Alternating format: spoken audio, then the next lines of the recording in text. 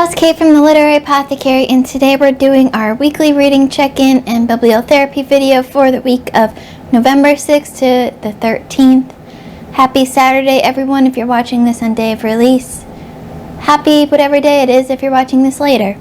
First, I want to thank some new subscribers. We have Fabric and Fables, Wise Stitch, Lynette Reeds, and Cindy B. Thank you guys so much for subscribing. It means the world to me, and without you, I'd just be sitting here talking to myself. So thank you for subscribing.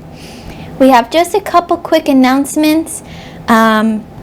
This past week, 2 videos were released that I did collabs on. The first is the September Fantasy Awards with Tom, and I'll put the links to both of these down below. So with Tom's video, I got to nominate a book for Best Plot, and so go and watch Tom's video to see what my nominee was and what the rest of the nominees for the different categories were. That video is so much fun to do. I've done it twice now with Tom, and it's just such a riot. It's just so much fun. And then the second collab I did was Enneagram 9 recommendations with Christy Lewis Dostoevsky in space, and I love Christy to pieces. We're both Enneagram 9s. We're both the same Myers-Briggs personalities. We're both Hufflepuffs, both edge dancers. We're like all the same. Christy is amazing, one of my closest booktube friends, and so we did this Enneagram 9 book recommendations together with a few other Enneagram 9 folks, and it was so much fun to do. I loved thinking of book recommendations for fellow Enneagram 9s, and I'll put that link down below. Also, I hope you guys go check that out because it was such a fun video. Now, I will preface this next announcement by saying I am not getting paid to say this. I just love this series and this author so much that I can't stop talking about it, and I need y'all to go read it if you haven't already. This past week, The Fall of Babel was finally released. This is the final book in the Books of Babel series by Josiah Bancroft. As you know, I got the ARC last month for it, and I read it and I absolutely loved it. I have a spoiler-free review that I will link down below if you're interested in that. If you haven't read this series yet, the Books of Babel series, you need to go read it. It is like nothing you've ever read before. It's amazing. I told Josiah Bancroft in a tweet that it feels both familiar and new at the same time. It feels like a new fantasy and a classic all in one. Feels like kind of like, you know, when you go away for several years and then you come home, it kind of feels like that, like you're coming home, but it's also so new because you've been away for so long. That's the best way I can describe this series. I just love it so much, and the character development is just top notch. Some of the best character development I've ever read. So Fall of Babel has finally been released. If you've read the rest of the series, you gotta go get Fall of Babel. I'll put a link in the description below to get it. If you haven't read this series yet, just go ahead and order the whole series, because once you finish one book, you're gonna want to read the next. And I can't talk about this series enough. So finally, we got the release of Fall of Babel, and I'm so excited for everyone to read this because, wow, what a great ending. And then that brings us to my last announcement, some book mail. We have, first, I got my pre-order for Fall of Babel, so I'm so excited to close that series out and to have the complete series now. And then I got 2 books from my good friend Josephine. First, The Salute the Dark by Adrian Tchaikovsky, which is book 4 in the Shadows of the App series. I am slowly reading book 2 right now, and I'll have more thoughts on that in just a minute. But now I have books 2 to 4. I had book 1 on Kindle, and we'll see how the rest of the series go. I was planning on getting the whole series, but book 2 is getting hard for me, so we'll see how it goes. But I am planning on finishing out at least the first 4 books, which I'm told is kind of a complete arc for that series. And the other book that Josephine sent to me was The War of the Roses by Alison Weir, and this is a nonfiction book that discusses the War of the Roses, which was this long, drawn-out conflict between the houses of York and Lancaster in England, and it essentially led to all of the British monarchies that we know today. It's one of the most famous wars in English history, and I'm just obsessed with everything to do with the Tudor monarchy and English history. I just love reading about that kind of stuff. And so Josephine saw this, and I think it was on my wish list, and sent it to me, and I'm so excited to read this because I haven't read too much nonfiction about this time period. A lot of historical fiction. I've read a couple pieces about like the Tudor dynasty as a whole and Elizabeth I, which was Henry VIII's daughter, with Anne Boleyn, but I haven't read any nonfiction prior to the Tudors. Besides like the little bits that were written in the books I've already read, I haven't read any dedicated pieces to it. So I'm really excited to dig into this. I can't wait to find room for this. So now let's get into my reading for the week. This week I finished 2 books and I really enjoyed them. The first was The Love Hypothesis by Ali Hazelwood, and this was my book of the month pick for October. I finally finished this off, and this book was completely adorable. It was absolutely adorable, cute. I loved it so much. I gave it 5 out of 5 stars because I just couldn't get enough of it. And that main, I guess you call him protagonist, our main male character, Adam, was swoon-worthy, adorable. I loved him. And I loved that book. I really wanted to reread it as soon as I finished it. It was really relatable and adorable and just made you want to believe in love again. And then the next book, the last book that I finished this week, was the audiobook for The Way of Kings by Brandon Sanderson, which, as a lot of you know, is book 1 in the Stormlight Archive series. And what I tell my friends that are huge fans of this series and Brandon Sanderson is that because I listened to this on audiobook, I missed a lot of what happened in the actual story. I know I have to go and reread this in physical format to get the full picture, but what I did hear and what I did pick up, I absolutely loved. My favorite character for those who have read it is Dalinar, and I just love his character so much. Second is Syl, and third is Kaladin. But I really enjoyed this book. I can't wait to reread it and pick up on all the stuff that I missed on the audiobook, and then continue on with this series. I'm told that there's a standalone, I think it's called Warbreaker, that I should read in between book 1 and 2 to kind of get more in-depth knowledge into this world. So I might try to squeeze that in maybe early next year. But yeah, I enjoyed Way of Kings tremendously, and I can't wait for that reread to pick up on even more. Now let's talk about my current reads, because this week has been a very eventful week. I had 2 dates that I went on, and this is a new world to me for having been on dates in several years, and I'm really liking this new guy, John, and we're really hitting it off. But that slowed down my reading, but for good reasons, obviously. So my current reads still are a lot of the same as last week.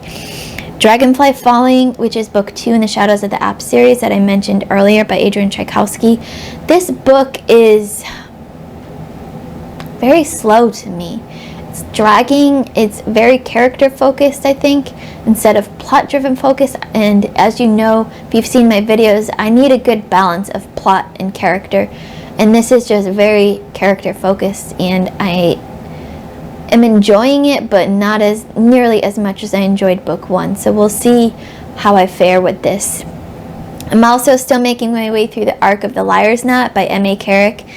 And this book is so addicting. All I want to do is read this book. It's amazing. It's so good. It's even better than book 1, and I can't wait to see where it goes from here, because I'm only I think 30% in. And it's so good.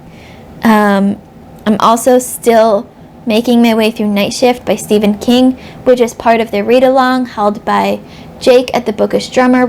This is a book of short stories written by Stephen King, so we're doing 1 to 2 short stories a week, and we've gotten through 2 now.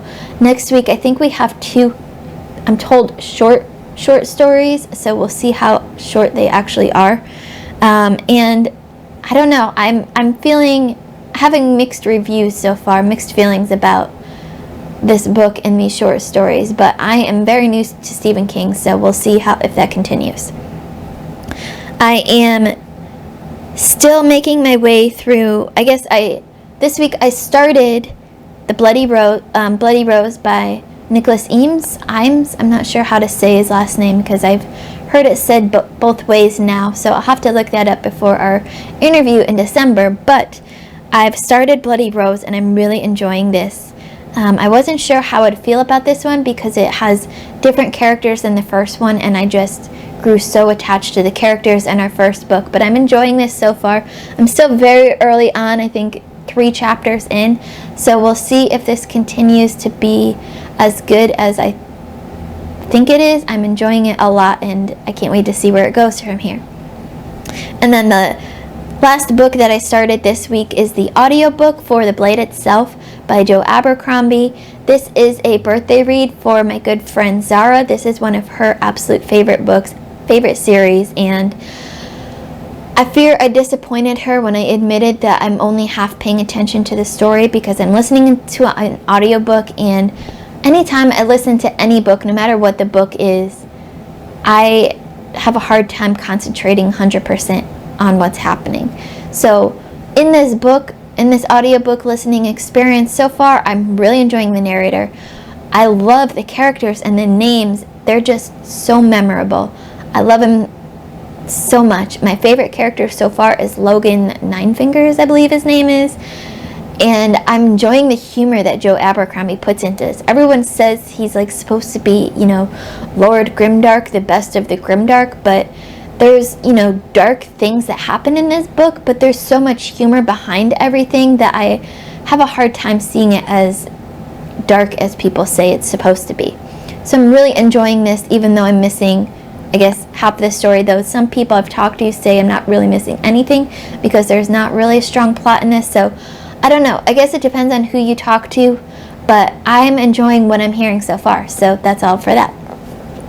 My next reads. So my next audiobook, once I finish The Blade Itself, will be Written in My Own Heart's Blood by Diana Gabaldon, or Gabaldon, I guess is another way to pronounce her name I've learned.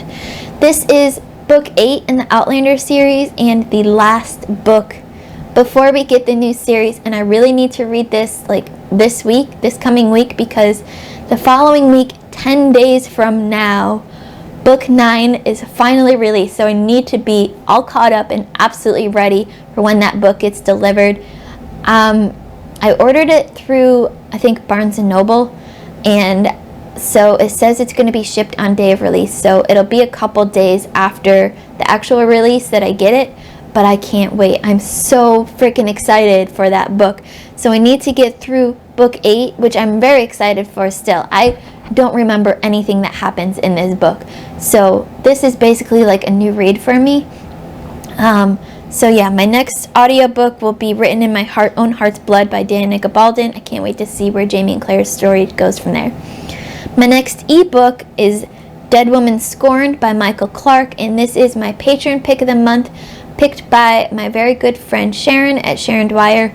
This is book 2 in the Patience of a Dead Man series, and a very scary, spooky book in November. But I'm very excited to see what happens in this book, because I really enjoyed The Patience of a Dead Man, book 1, and I can't wait to see what happens. And then my next 2 physical books will be Jonathan Strange and Mr. Norwell by Susanna Clark. this book I really, really need to get going on, because this is supposed to be a 3-month read along and I haven't started it yet. And so I really need to get going on this one. And then I need to slide in some more nonfiction for Nonfiction November. So I'm going to slide in a short book called Damn Rebel Bitches, The Women of the 45 Uprising by Maggie Craig, which is a short nonfiction book about the women of the 45 Uprising in Scotland. I am so excited to learn more about this. I can't wait. So that's my weekly reading check-in. Let me know in the comments below what you're excited to be reading right now. Now on to our bibliotherapy portion of this video. So today's bibliotherapy recommendation is for the, I guess, ailment of an age gap between lovers. If you're struggling with an age gap between lovers, this book is for you. I picked this topic because the current guy I'm seeing is a little bit older than me, only 6 years, so it's not bad. Not the biggest age gap I've had in a relationship, so I'm not too worried about it, but it reminded me of this recommendation, and I thought maybe some people out there could use this recommendation. So our recommendation for today is called A Short History of Tractors in Ukrainian by Marina Lykik. And this is recommended by the Novel Cure, which you hear me talk about all the time. I love that book tremendously. This book, A Short History of Tractors in Ukrainian, is a humorous story of two feuding sisters, Vera and Nadzia, who join forces against their father's new gold-digging girlfriend. So their father is 84 and the new girlfriend is only 36, and they believe she's only in it for their dad's money. But the sisters' campaign to oust the new girlfriend unearths family secrets, uncovers 50 years of Europe's darkest history, and sends them back to roots they'd much rather forget.